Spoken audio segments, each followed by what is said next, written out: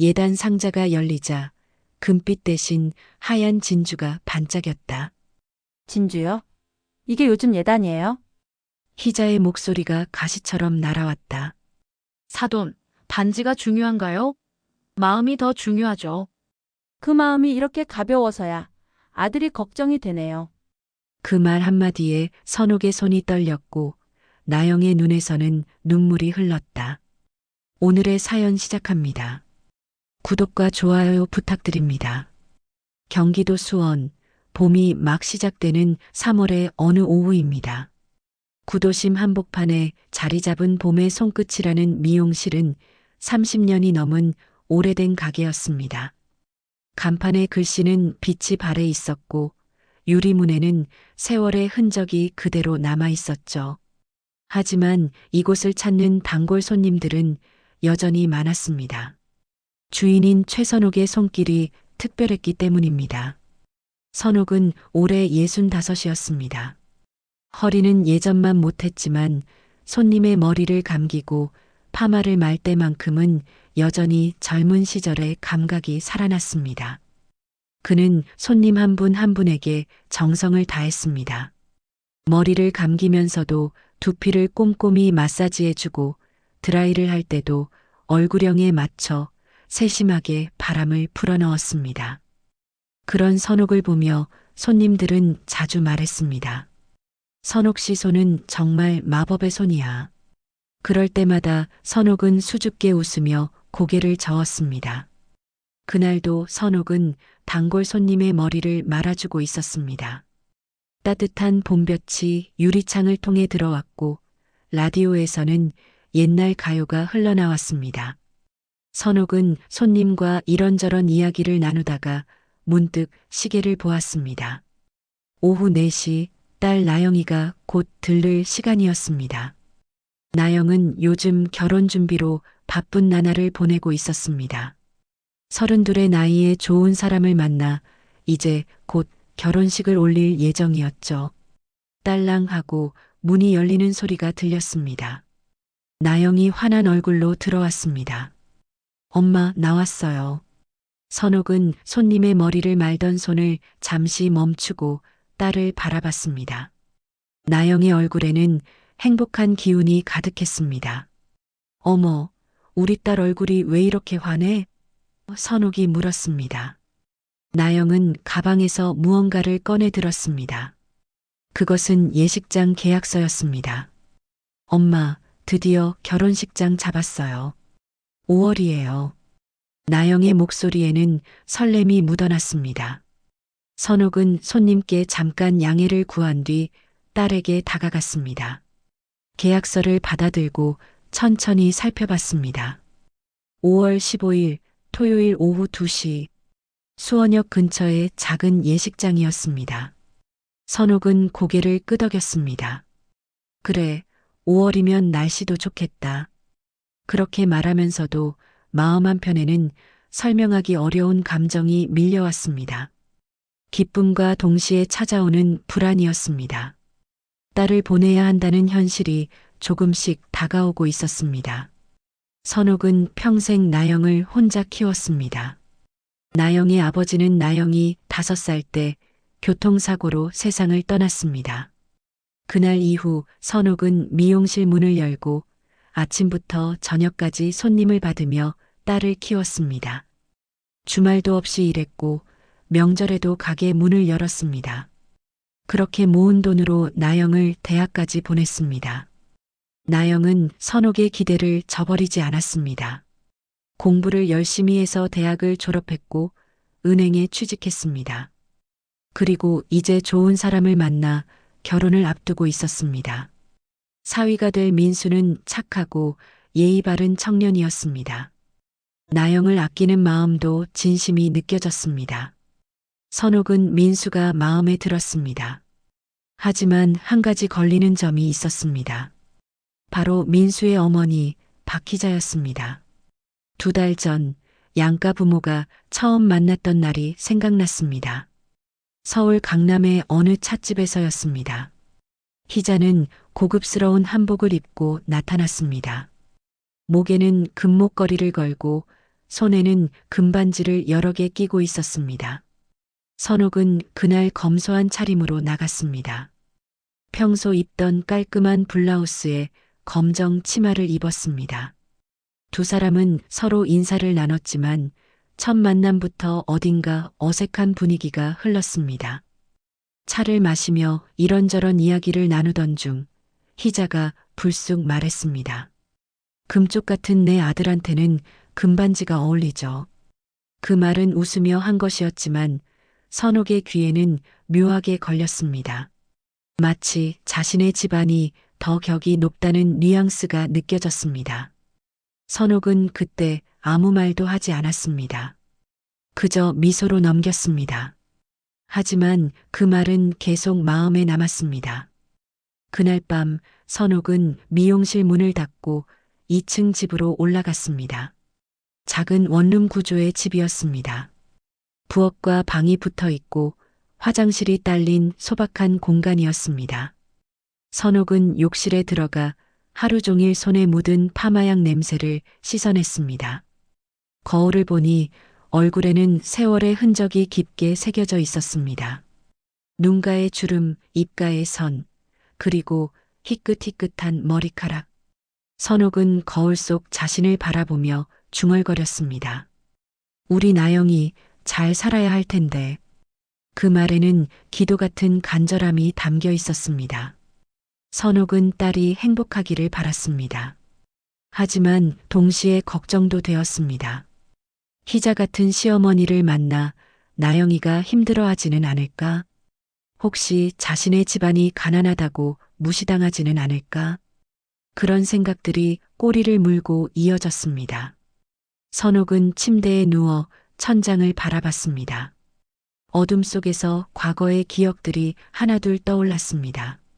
남편과 처음 만났던 날, 나영이 태어나던 날, 남편이 떠나던 날, 그리고 혼자 딸을 키우며 견뎌낸 수많은 밤들. 선옥은 그 모든 시간을 견뎌냈습니다. 이제 딸이 행복해지는 모습을 보고 싶었습니다. 하지만 희자라는 존재가 자꾸 마음에 걸렸습니다. 창밖으로는 봄바람이 불어왔습니다. 나무들이 바람에 흔들리며 소리를 냈습니다. 선옥은 눈을 감았습니다. 내일도 미용실 문을 열어야 했습니다. 손님들을 맞아야 했습니다. 그리고 딸의 결혼 준비를 도와야 했습니다. 선옥은 천천히 잠에 들었습니다. 꿈속에서도 딸의 얼굴이 어른거렸습니다.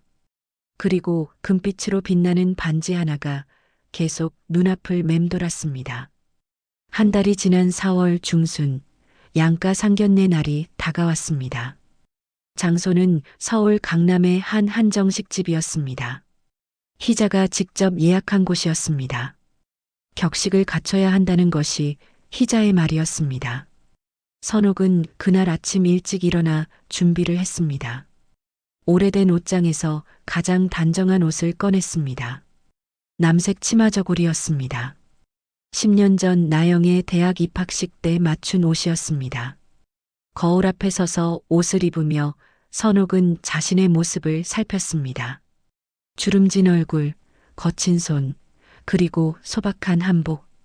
문득 희자의 화려한 모습이 떠올랐습니다. 선옥은 작은 한숨을 내쉬었습니다. 하지만 곧 고개를 들었습니다. 괜찮아, 마음이 중요한 거지. 스스로에게 말하며 선옥은 집을 나섰습니다. 한정식 집은 고급스러운 분위기였습니다. 입구부터 정갈하게 정돈된 정원이 펼쳐져 있었고 실내는 은은한 조명과 고풍스러운 가구들로 꾸며져 있었습니다. 선옥은 나영과 함께 예약된 방으로 들어갔습니다. 이미 희자와 민수가 자리에 앉아 있었습니다. 희자는 화려한 비단 한복을 입고 있었습니다. 목에는 굵은 금목걸이가 걸려 있었고 손에는 금반지가 여러 개 빛나고 있었습니다. 어서 오세요, 사돈. 희자가 먼저 인사를 건넸습니다. 선옥도 공손히 인사를 했습니다. 초대해 주셔서 감사합니다.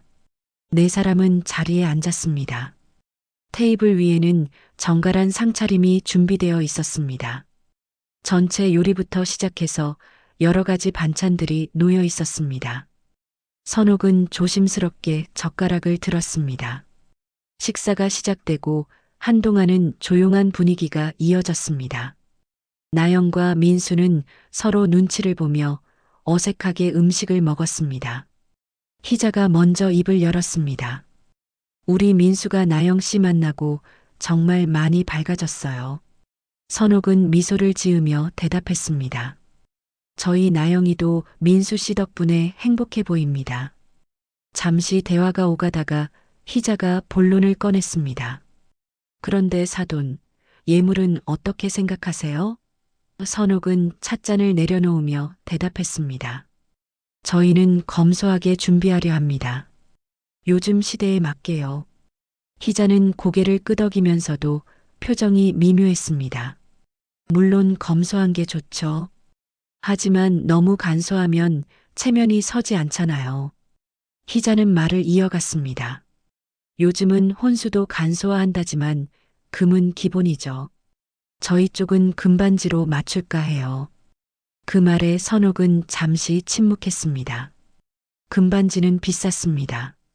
선옥이 평생 모은 돈으로도 부담스러운 금액이었습니다. 하지만 선옥은 이미 생각해둔 것이 있었습니다. 저희는 진주로 하려 합니다. 선옥의 목소리는 차분했습니다. 아이가 단정하고 품격 있어 보여서요.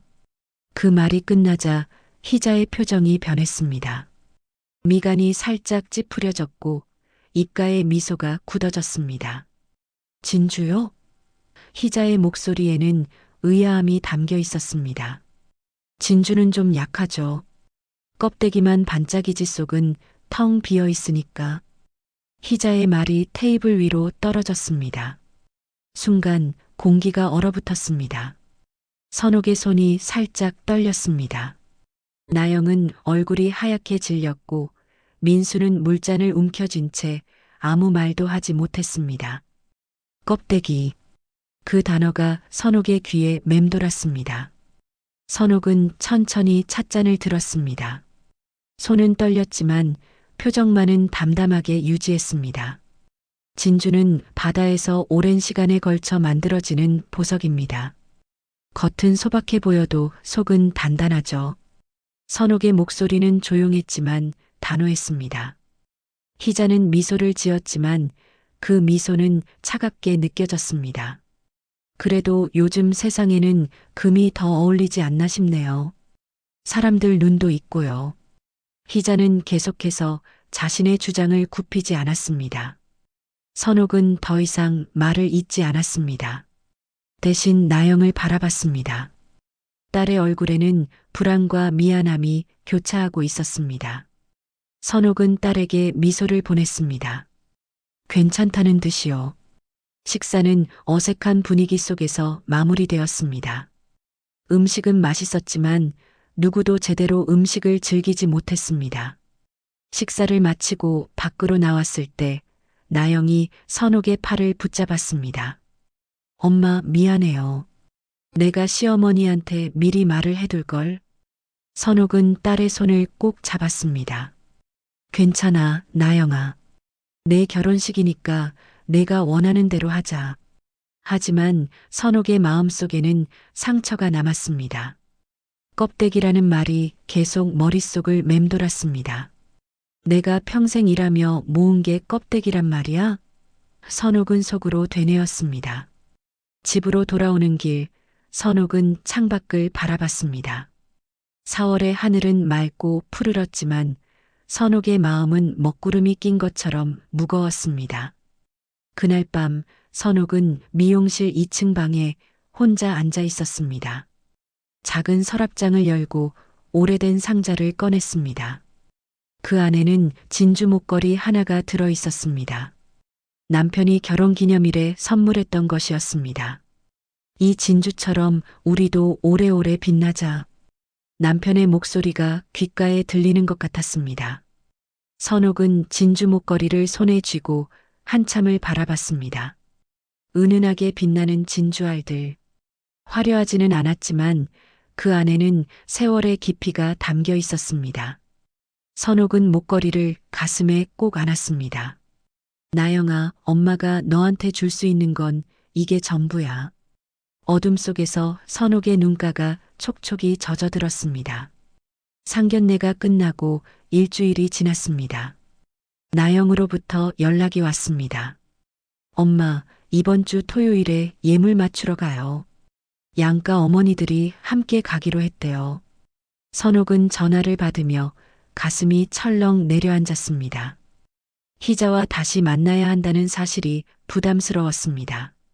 하지만 딸의 결혼식을 위해서라면 견뎌야 했습니다. 토요일 오전, 선옥은 수원역 근처의 보석상 앞에서 나영을 기다렸습니다. 곧이어 희자와 민수가 도착했습니다. 희자는 여전히 화려한 옷차림이었습니다. 밝은색 재킷에 금귀걸이를 하고 있었습니다. 어서 오세요, 사돈. 희자가 밝게 인사했습니다. 선옥도 미소로 화답했습니다. 네 사람은 함께 보석상 안으로 들어갔습니다. 보석상은 밝은 조명 아래 각종 보석들이 진열되어 있었습니다. 금반지, 은반지, 다이아몬드, 그리고 진주까지. 직원이 다가와 친절하게 안내했습니다. 어서 오세요. 예물 보러 오셨나요? 희자가 먼저 대답했습니다. 네, 아들 결혼 예물이요. 직원은 네 사람을 자리로 안내하고 각종 반지들을 꺼내 보여주었습니다. 요즘은 어떤 스타일을 선호하시나요? 직원이 물었습니다. 희자가 바로 답했습니다. 금이 좋죠. 전통적이면서도 값어치가 있으니까. 직원은 고개를 끄덕이며 금반지 세트를 꺼냈습니다.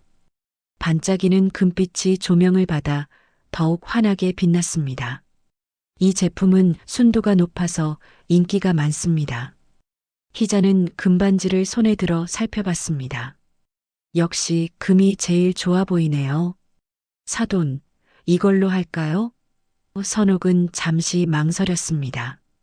금반지의 가격표를 슬쩍 보니 예상했던 것보다 훨씬 비쌌습니다. 선옥이 평생 모은 돈으로도 부담스러운 금액이었습니다. 선옥은 조심스럽게 말했습니다. 저는 진주를 한번 보고 싶은데요. 직원은 다른 진열장으로 가서 진주 세트를 가져왔습니다. 은은한 광택을 지닌 진주 반지들이었습니다. 화려하지는 않았지만 단정하고 우아한 느낌이었습니다. 선옥은 진주 반지를 손에 들었습니다. 부드러운 촉감과 따뜻한 느낌이 전해졌습니다. 이건 은은하고 오래가요.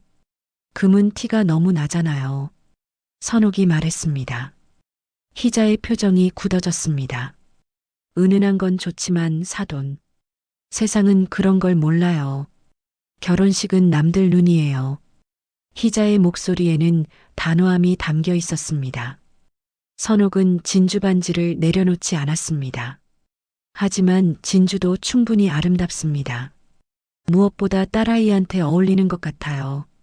직원은 두 사람 사이에서 난처한 표정을 지었습니다. 금 시세가 요즘 많이 올랐어요. 직원이 조심스럽게 말을 꺼냈습니다. 희자는 그 말을 듣고 더욱 확신에 찬 목소리로 말했습니다. 그럼 금으로 하죠. 그래야 체면이 서지. 나중에 값도 오르고요. 선옥은 고개를 저었습니다. 예물은 값어치를 따지는 게 아니라고 생각합니다. 두 사람의 목소리가 점점 커졌습니다. 다른 손님들이 힐끔힐끔 쳐다보기 시작했습니다. 직원은 어색한 미소를 지으며 중재하려 했습니다. 두 분 다 좋은 취향이십니다. 천천히 상의하시면서 정하시죠. 하지만 두 사람의 의견은 좁혀지지 않았습니다.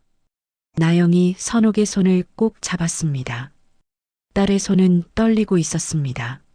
엄마, 그냥 금으로 하자. 나영의 목소리는 간신히 흘러나왔습니다. 선옥은 딸의 얼굴을 봤습니다. 나영의 눈에는 눈물이 맺혀 있었습니다. 선옥의 가슴이 아려왔습니다.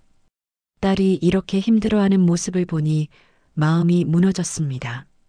하지만 선옥은 고개를 저었습니다. 아니, 내 결혼식이야. 내가 빛나야지 남들 눈에 들 필요 없어. 선옥의 목소리는 떨렸지만 단호했습니다. 희자는 한숨을 내쉬었습니다.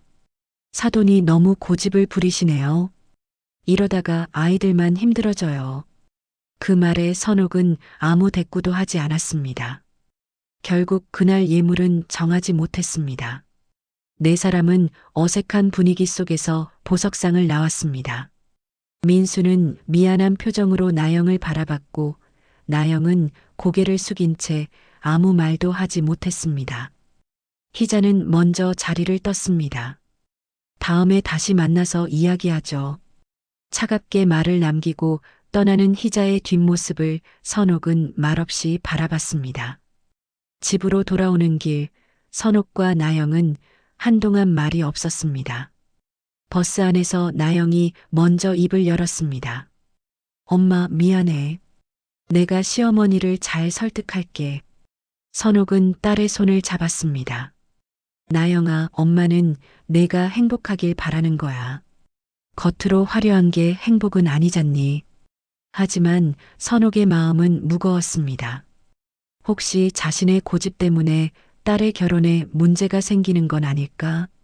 그런 생각이 머릿속을 떠나지 않았습니다. 집에 도착해서도 선옥은 잠을 이루지 못했습니다. 침대에 누워 천장을 바라보며 생각에 잠겼습니다. 진주는 바다의 눈물이라 했지. 선옥은 중얼거렸습니다. 나영이가 세상에 나올 때 나도 그렇게 울었는데 눈물이 볼을 타고 흘러내렸습니다. 선옥은 베개에 얼굴을 묻었습니다. 딸을 위해 무엇이 옳은 선택인지 선옥은 알 수 없었습니다. 다만 한 가지는 확실했습니다. 진주는 껍데기가 아니었습니다. 그 안에는 오랜 시간과 인내가 담겨 있었습니다. 보석상에서의 일이 있은 지 2주일이 흘렀습니다. 그동안 선옥과 희자 사이에는 연락이 없었습니다. 나영은 매일 전화를 걸어와 걱정스러운 목소리로 물었습니다. 엄마, 어떡하지?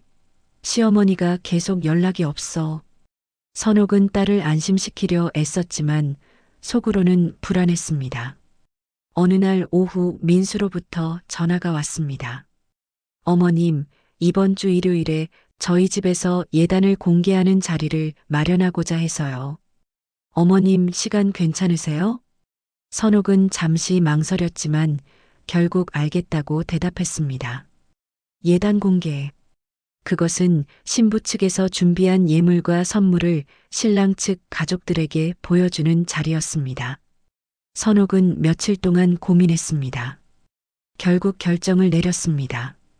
진주 반지로 예단을 준비하기로 한 것입니다. 선옥은 다시 보석상을 찾았습니다. 혼자 조용히 가서 가장 아름다운 진주 반지 세트를 골랐습니다. 은은한 광택을 지닌 천연 진주였습니다. 값은 금반지보다 저렴했지만 선옥의 눈에는 그 어떤 보석보다 아름다워 보였습니다. 이 진주는 남해에서 직접 채취한 겁니다. 광택이 오래 유지되고 내구성도 좋아요. 직원의 설명을 들으며 선옥은 고개를 끄덕였습니다. 선옥은 진주 반지를 정성스럽게 포장해 달라고 부탁했습니다. 집으로 돌아와 선물 상자를 바라보며 선옥은 혼자 중얼거렸습니다. 나영아, 이게 엄마가 줄 수 있는 최선이야. 일요일이 되었습니다. 선옥은 나영과 함께 민수의 집으로 향했습니다. 서울 강남의 아파트였습니다. 고층 건물의 넓은 평수의 집이었습니다. 현관문을 열고 들어서자 이미 희자의 친척들이 거실에 모여 있었습니다. 열댓 명은 되어 보였습니다. 모두 선옥과 나영을 쳐다봤습니다. 어서 와요, 사돈. 희자가 반갑게 맞이했습니다. 하지만 그 미소 뒤에는 묘한 긴장감이 감돌았습니다. 선옥은 인사를 나누고 자리에 앉았습니다. 테이블 위에는 이미 민수 측에서 준비한 예물들이 놓여 있었습니다. 금반지, 금목걸이, 그리고 각종 액세서리들. 모두 금빛으로 반짝이고 있었습니다. 자, 이제 신부 측 예단을 볼까요? 희자가 밝게 말했습니다. 선옥은 나영에게 눈짓을 했고 나영은 떨리는 손으로 선물 상자를 꺼냈습니다. 정갈하게 포장된 하얀 상자였습니다. 나영이 천천히 상자를 열었습니다. 그 순간 거실의 공기가 변했습니다. 금빛 대신 은은한 백색 광택을 지닌 진주 반지가 모습을 드러냈습니다. 주변 사람들이 웅성거리기 시작했습니다. 저게 뭐야? 진주네. 요즘도 진주로 예단을 해? 속삭임들이 거실 곳곳에서 들려왔습니다. 희자의 얼굴이 순식간에 굳어졌습니다. 진주요? 희자의 목소리는 날카로웠습니다. 이게 요즘 예단이에요? 선옥은 자리에서 일어났습니다. 네, 진주입니다. 천연 진주로 정성껏 준비했습니다. 선옥의 목소리는 차분했지만 손은 떨리고 있었습니다. 희자는 진주 반지를 집어들었습니다. 요즘 세상에 진주는 오래 못 가요. 까질 수도 있다니까요. 희자의 말에 주변 친척들도 고개를 끄덕였습니다. 맞아요. 금이 제일 안전하지. 진주는 관리도 힘들어. 사방에서 쏟아지는 말들에 선옥은 가슴이 답답해졌습니다. 나영은 고개를 푹 숙인 채 눈물을 참고 있었습니다. 민수는 어머니와 선옥 사이에서 어찌할 바를 몰라 했습니다. 선옥은 깊게 숨을 들이쉬었습니다. 사돈, 반지가 중요한가요? 마음이 중요한 거죠. 선옥의 목소리는 떨렸지만 또렷했습니다. 희자는 진주 반지를 테이블 위에 내려놓았습니다. 그 마음이 이렇게 가벼워서야 아들이 걱정이 되네요. 희자의 말은 마치 칼날처럼 날카로웠습니다. 가볍다니요? 선옥의 목소리가 조금 높아졌습니다. 이 진주 하나하나에 제 30년 인생이 담겨 있습니다. 매일 아침 일어나 손님을 맞고 허리 아픈 것도 참으며 딸을 키웠습니다. 이게 가볍다고 하시면 할 말이 없네요. 선옥의 눈에는 눈물이 그렁그렁 맺혔습니다. 거실이 조용해졌습니다. 아무도 말을 하지 않았습니다. 희자도 잠시 말문이 막혔습니다.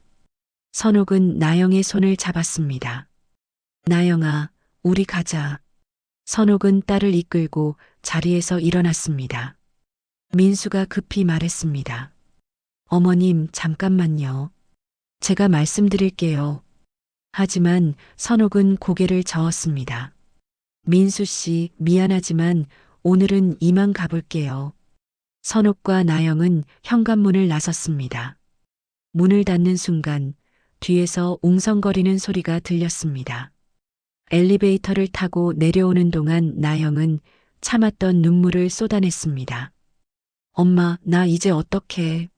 나영은 선옥의 품에 안겨 울었습니다. 선옥은 딸의 등을 토닥이며 말했습니다. 괜찮아, 나영아. 진주는 흔들려도 깨지지 않아. 하지만 선옥의 마음도 산산이 부서지고 있었습니다. 집으로 돌아오는 길 나영은 계속 울었습니다. 선옥은 딸을 달래며 집까지 왔습니다. 미용실 2층 방에 나영을 눕히고 선옥은 홀로 거실에 앉았습니다. 창밖으로는 봄비가 내리기 시작했습니다. 선옥은 창문에 기대어 빗소리를 들었습니다. 내가 잘못한 걸까? 선옥은 스스로에게 물었습니다.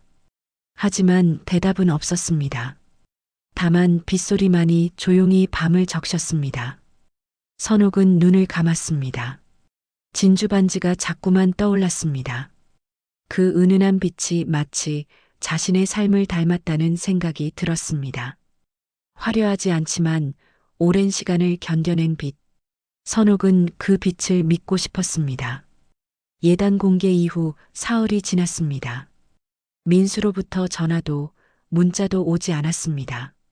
나영은 하루 종일 방에 틀어박혀 울기만 했습니다. 밥도 제대로 먹지 않았습니다. 선옥은 딸의 방문 앞에 서서 안타까운 마음으로 바라봤습니다. 나영아, 밥 좀 먹어라. 하지만 대답은 없었습니다. 결혼식은 이제 일주일 남짓 남았습니다. 예식장 계약금도 이미 지불한 상태였습니다. 하객 초대장도 이미 돌렸습니다. 하지만 정작 신랑 측과는 연락이 끊긴 상태였습니다. 선옥은 불안한 마음에 미용실 일도 손에 잡히지 않았습니다. 손님의 머리를 감기면서도 자꾸만 딸 생각이 났습니다. 그날 오후 민수의 어머니 희자로부터 전화가 왔습니다. 사돈, 오늘 저녁에 시간 되세요? 예식장에서 만나서 이야기 좀 해요. 희자의 목소리는 차분했지만 어딘가 냉랭했습니다. 선옥은 가슴이 철렁 내려앉았습니다. 알겠습니다. 몇 시에 갈까요? 6시요. 예식장 사무실로 오세요. 저녁 6시 선옥은 예식장에 도착했습니다. 이미 희자가 사무실에 앉아 있었습니다. 민수도 함께였습니다. 나영은 선옥과 함께 왔지만 얼굴이 창백했습니다. 네 사람은 테이블을 사이에 두고 마주 앉았습니다. 예식장 직원은 자리를 비켜주었습니다. 희자가 먼저 입을 열었습니다. 사돈, 결혼식 계약금 문제로 얘기 좀 하려고요. 선옥은 조심스럽게 대답했습니다. 무슨 문제가 있나요? 희자는 서류를 꺼내 테이블 위에 놓았습니다. 저희 쪽에서 낸 돈이 더 많잖아요. 그러면 예식장 이름도 우리 쪽으로 해야죠. 선옥은 서류를 내려다봤습니다. 확인해 보니 신랑 측에서 조금 더 많은 금액을 부담한 것이 사실이었습니다. 하지만 그 차이는 크지 않았습니다. 선옥은 고개를 들어 희자를 바라봤습니다. 예식장 이름이요? 네, 예약자 명의를 우리 쪽으로 바꾸려고요. 당연한 거 아닌가요? 선옥은 천천히 고개를 저었습니다. 결혼은 아이들 이름으로 하는 거예요. 사돈이 하는 게 아닙니다. 선옥의 목소리는 단호했습니다. 희자의 표정이 굳어졌습니다. 그럼 차액을 더 내시든가요? 아니면 명의를 넘기시든가. 희자의 말투는 점점 날카로워졌습니다. 사돈, 이게 무슨 말씀이세요? 선옥의 목소리도 떨렸습니다.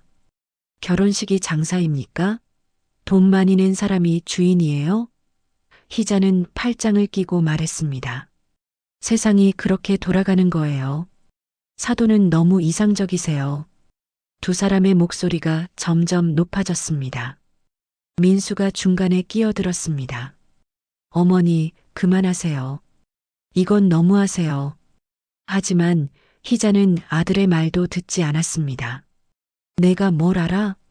결혼은 집안끼리 하는 거야.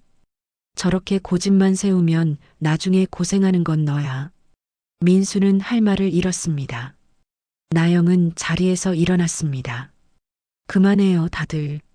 나영의 목소리는 떨렸지만 또렷했습니다. 이러느니 차라리 결혼 안 할래요. 그 말이 떨어지자 방안이 조용해졌습니다.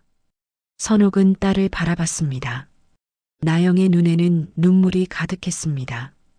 희자가 벌떡 일어섰습니다. 뭐라고?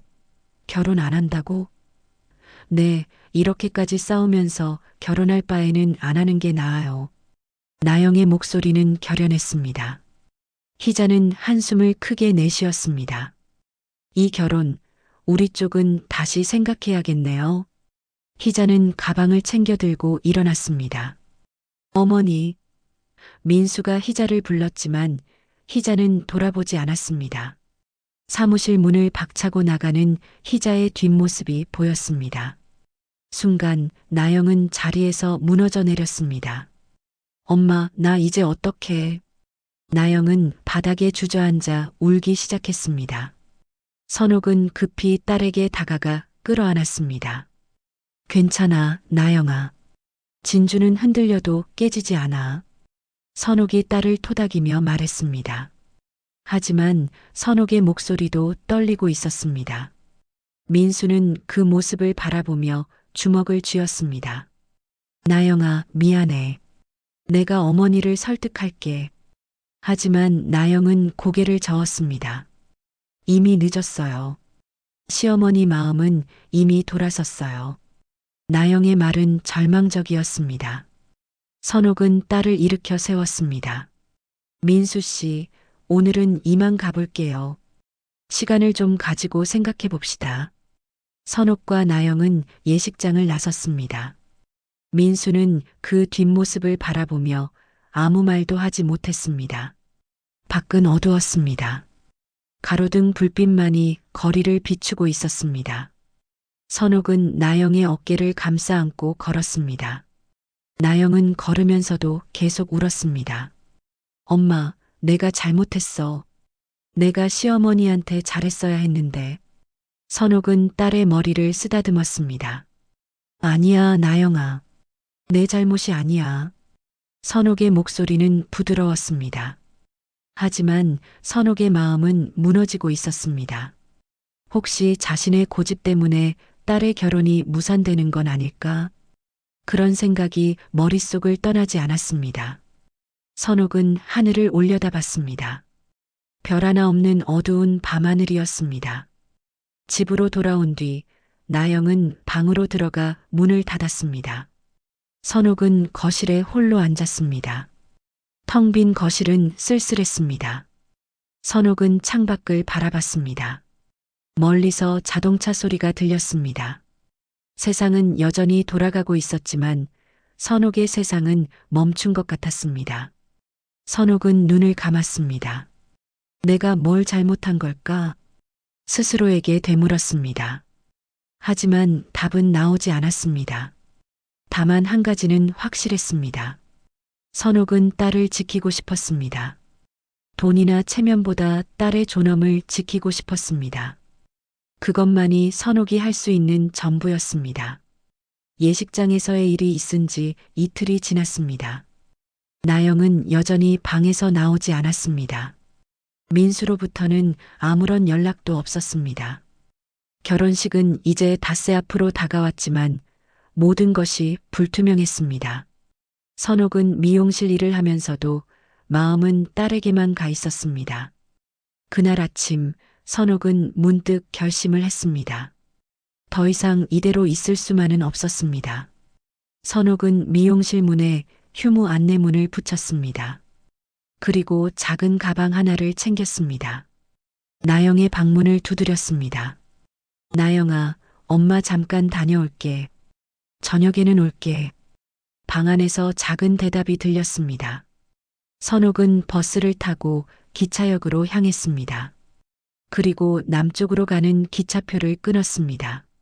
목적지는 경상남도의 작은 바닷가 마을이었습니다.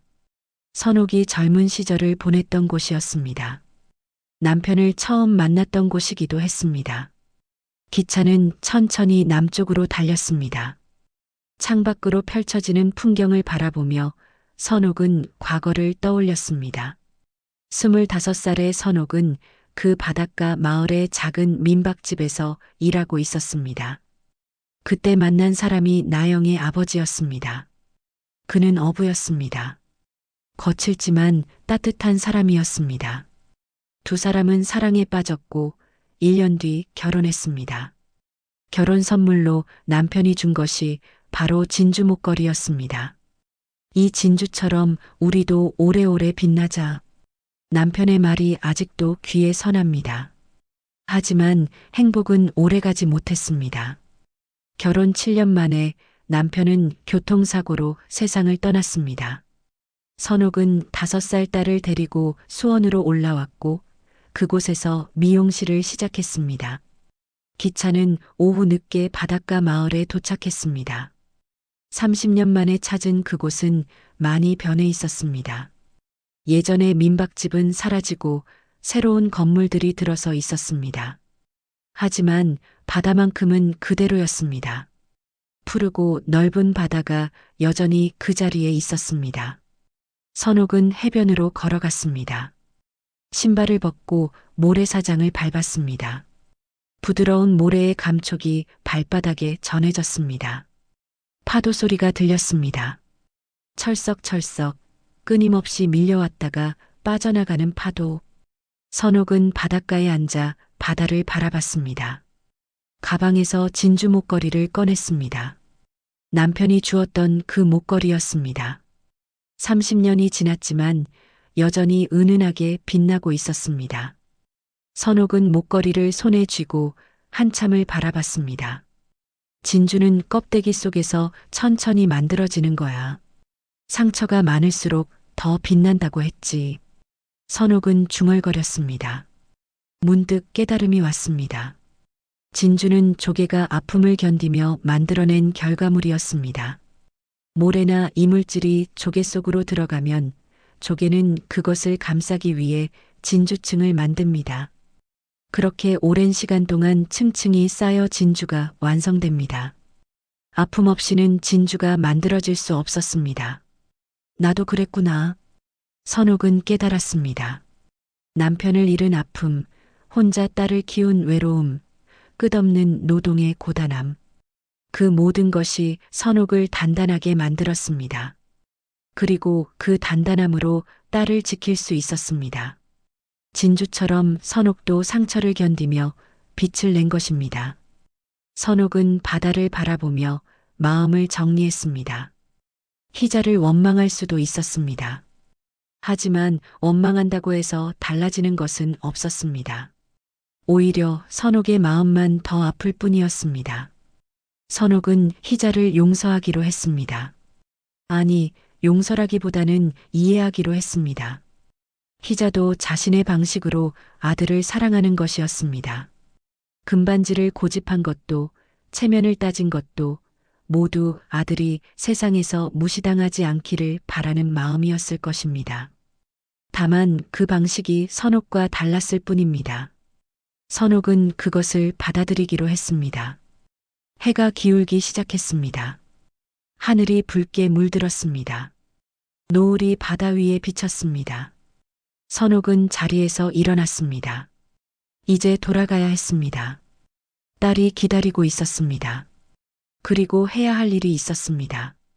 선옥은 진주 목걸이를 다시 가방에 넣고 발걸음을 돌렸습니다. 기차역으로 걸어가는 길, 선옥은 휴대전화를 꺼냈습니다. 그리고 희자에게 전화를 걸었습니다. 신호음이 울렸습니다. 한 번, 두 번, 세 번. 그리고 전화가 연결되었습니다. 여보세요? 희자의 목소리가 들렸습니다. 조심스러운 목소리였습니다. 사돈, 저예요. 선옥이 말했습니다. 잠시 침묵이 흘렀습니다. 무슨 일이세요? 희자의 목소리는 경계하는 듯 했습니다. 선옥은 깊게 숨을 들이쉬었습니다. 우리 애들 결혼은 체면보다 마음이 먼저였으면 해요. 선옥의 목소리는 차분했습니다. 전화 너머로 잠시 정적이 흘렀습니다. 바람 소리만이 들렸습니다. 그리고 희자의 목소리가 떨리며 들려왔습니다. 나도 그걸 잊고 살았네요. 희자의 목소리에는 미묘한 변화가 있었습니다. 선옥은 계속 말했습니다. 사돈, 내일 한번 만날 수 있을까요? 이야기 좀 하고 싶어요. 알겠습니다. 어디서 만날까요? 희자가 물었습니다. 저희 미용실로 오세요. 조용히 이야기할 수 있을 거예요. 알겠습니다. 내일 오후에 갈게요. 전화가 끊어졌습니다. 선옥은 하늘을 올려다봤습니다. 별이 하나둘 떠오르고 있었습니다. 선옥은 기차에 올랐습니다. 수원으로 돌아가는 밤기차였습니다. 어둠 속에서 기차는 천천히 북쪽으로 달렸습니다. 선옥은 창밖을 바라보며 생각했습니다. 내일은 달라질 거야. 그렇게 믿고 싶었습니다. 손에 쥔 진주 목걸이가 따뜻하게 느껴졌습니다. 마치 남편이 손을 잡아주는 것처럼요. 결혼식 전날 따뜻한 5월의 햇살이 미용실 창문을 통해 들어왔습니다. 선옥은 아침 일찍 일어나 가게를 정리했습니다. 오늘 오후 희자가 찾아오기로 했습니다. 선옥은 차분한 마음으로 준비를 했습니다. 찻잔을 꺼내고 과일을 깎아 접시에 담았습니다. 모든 것을 정성스럽게 준비했습니다. 오후 2시 미용실 문이 열렸습니다. 희자가 들어왔습니다. 평소의 화려한 옷차림 대신 수수한 차림이었습니다. 얼굴에는 피곤한 기색이 역력했습니다. 어서 오세요, 사돈. 선옥이 반갑게 맞이했습니다. 희자는 조심스럽게 인사를 하고 자리에 앉았습니다. 선옥은 차를 따라 건넸습니다. 두 사람은 잠시 말없이 차를 마셨습니다. 먼저 입을 연 사람은 희자였습니다. 사돈, 지난번에 제가 너무 심했습니다. 희자의 목소리는 낮았습니다. 아들 생각에 너무 앞서 나간 것 같아요. 사돈한테 상처를 드렸다면 용서해 주세요. 선옥은 고개를 저었습니다. 아니에요, 사돈. 저도 너무 고집을 부렸어요. 사돈 입장도 이해합니다. 희자는 찻잔을 내려놓고 선옥을 바라봤습니다. 사실 저도 밤새 생각을 많이 했어요. 제가 왜 그렇게 금을 고집했는지. 희자의 눈에는 회한이 서려 있었습니다. 저희 집안이 가난했거든요. 희자가 말을 이었습니다. 어렸을 때 저는 늘 남들한테 무시당했어요. 옷도 변변찮고 신발도 낡았죠. 학교에서도 친구들이 저를 피했어요. 그때부터 다짐했어요. 나중에 커서는 절대 무시당하지 않겠다고. 희자의 목소리가 떨렸습니다. 그래서 열심히 살았어요. 결혼하고 나서도 억척같이 일했죠. 남편과 함께 사업을 키웠어요. 돈을 모으고 좋은 집에 살고 좋은 차를 몰았어요. 그게 저한테는 세상에 인정받는 방법이었어요. 희자는 잠시 말을 멈췄습니다. 선옥은 조용히 희자의 이야기를 들었습니다. 민수를 키울 때도 마찬가지였어요. 아들이 남들한테 무시당하지 않길 바랐죠. 좋은 학교 보내고 좋은 옷 입히고 좋은 것만 주려고 했어요. 그게 제 사랑의 방식이었어요. 희자의 눈에 눈물이 맺혔습니다. 하지만 그게 아이들한테는 짐이 되더라고요. 민수가 며칠 전에 말했어요. 자기는 엄마처럼 살고 싶지 않다고. 선옥은 희자의 손을 잡았습니다. 사돈 알아요. 사돈도 아들을 사랑하는 거죠. 다만 방식이 달랐을 뿐이에요. 희자는 고개를 들어 선옥을 바라봤습니다. 사돈은 어떻게 그렇게 담담할 수 있어요? 저 같으면 저한테 화를 냈을 텐데. 선옥은 미소를 지었습니다. 저도 처음엔 화가 났어요.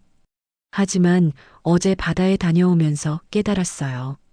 화를 낸다고 달라지는 건 없더라고요. 오히려 제 마음만 아플 뿐이었어요. 선옥은 서랍에서 진주 목걸이를 꺼냈습니다.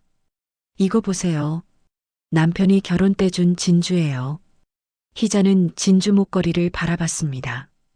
아름답네요. 선옥은 고개를 끄덕였습니다. 진주는 조개가 아픔을 견디며 만들어낸 거예요. 상처가 있어야 진주가 생기죠. 저도 그랬어요. 남편을 잃고 혼자 딸을 키우면서 많이 힘들었어요. 하지만 그 아픔이 저를 단단하게 만들었어요. 사돈도 마찬가지예요. 가난 속에서 자라면서 많이 힘들었겠죠. 하지만 그 경험이 사돈을 강하게 만든 거예요. 우린 다른 방식으로 아이들을 사랑한 거죠. 선옥의 말에 희자는 고개를 끄덕였습니다. 눈물이 볼을 타고 흘러내렸습니다. 사돈, 제가 진주를 너무 무시했어요. 껍데기라고 했던 말 정말 미안해요. 희자의 목소리는 떨렸습니다. 선옥은 희자의 등을 토닥였습니다. 괜찮아요. 이제 다 지난 일이에요. 내일이 더 중요하죠. 두 사람은 한참을 앉아 이야기를 나눴습니다. 서로의 삶에 대해, 아이들에 대해, 그리고 결혼에 대해. 해가 기울 무렵 희자가 자리에서 일어났습니다. 사돈, 내일 결혼식에서 봬요. 제가 준비한 게 있어요. 희자는 의미심장한 미소를 지었습니다. 선옥은 고개를 갸우뚱했지만 더 묻지 않았습니다.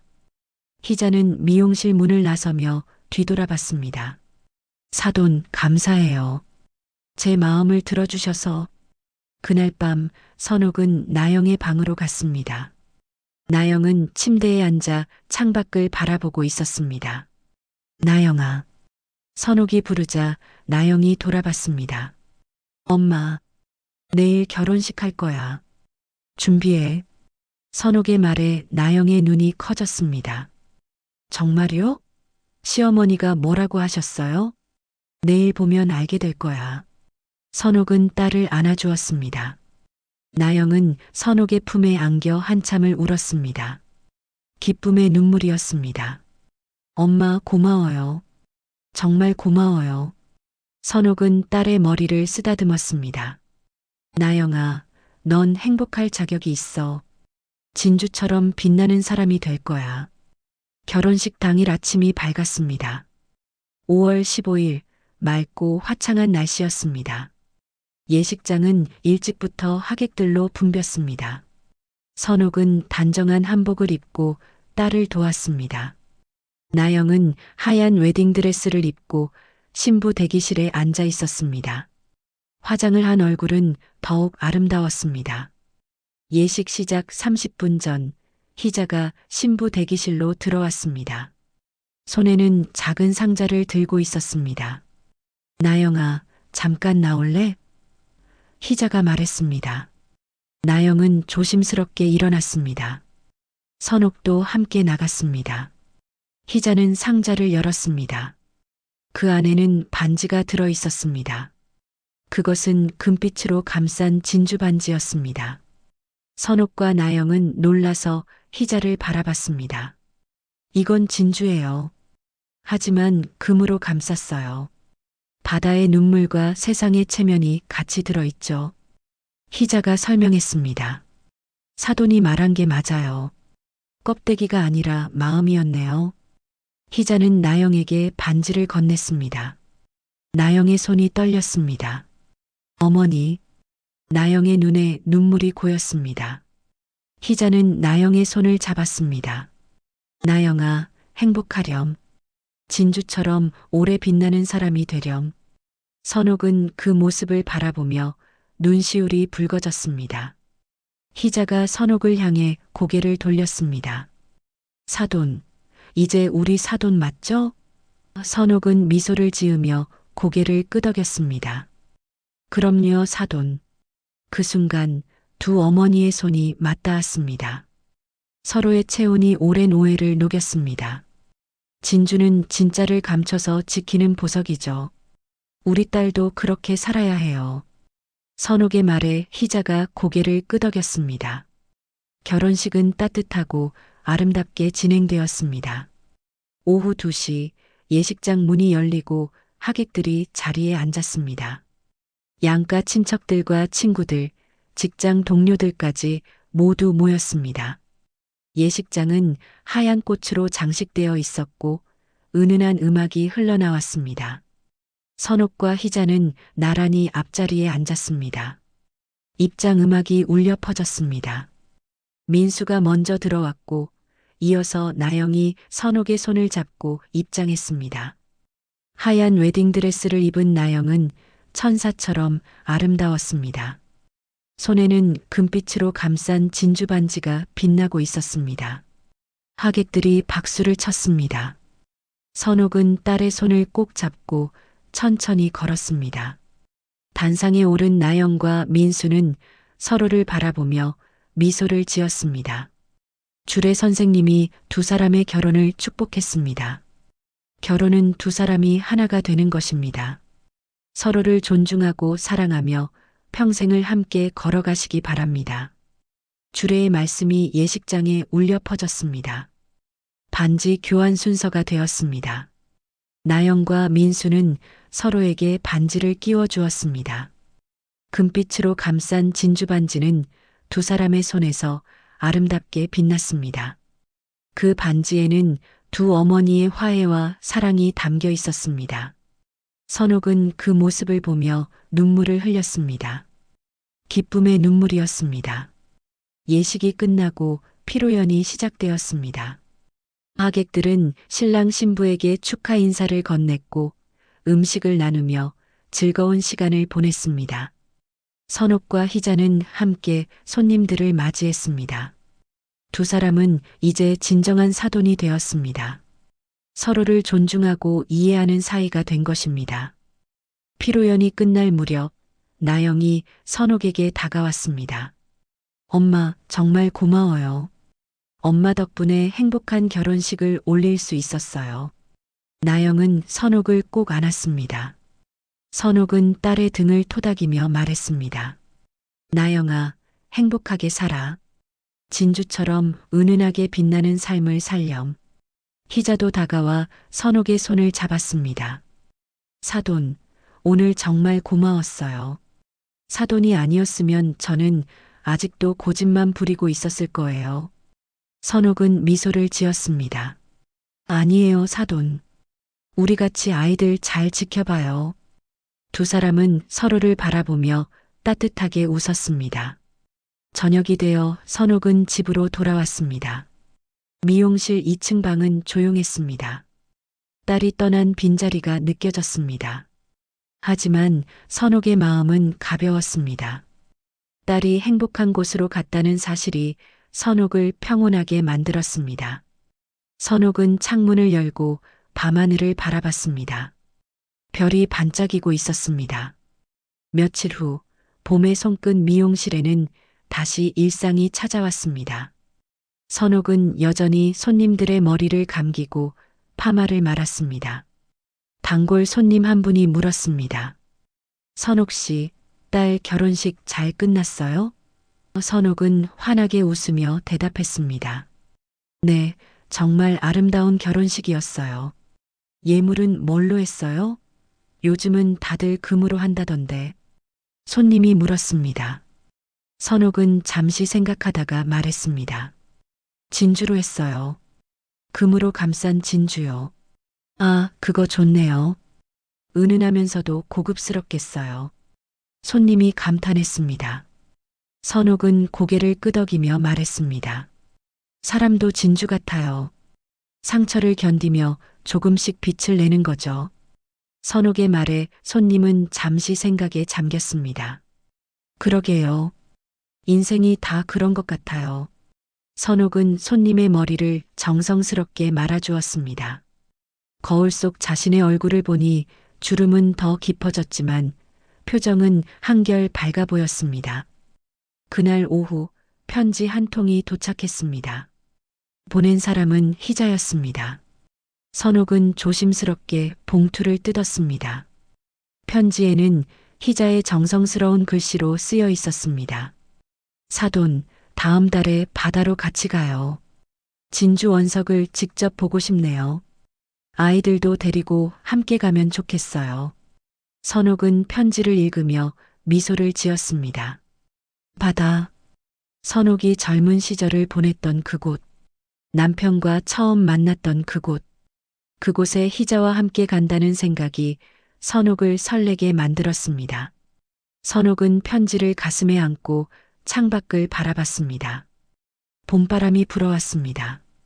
여보, 우리 딸 잘 시집갔어요.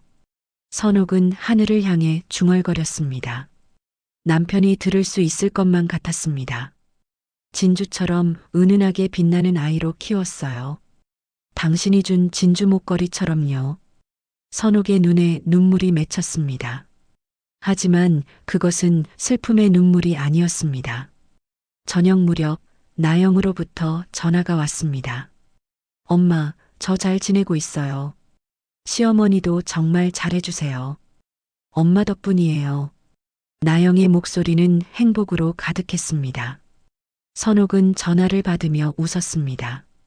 그래, 나영아. 행복하게 살아. 엄마는 늘 내 편이야. 전화를 끊고 선옥은 거울 앞에 섰습니다. 65년을 살아온 얼굴. 주름은 깊었지만 그 주름 사이로 은은한 빛이 번졌습니다. 마치 진주처럼요. 선옥은 진주 목걸이를 목에 걸었습니다. 남편이 준 그 목걸이.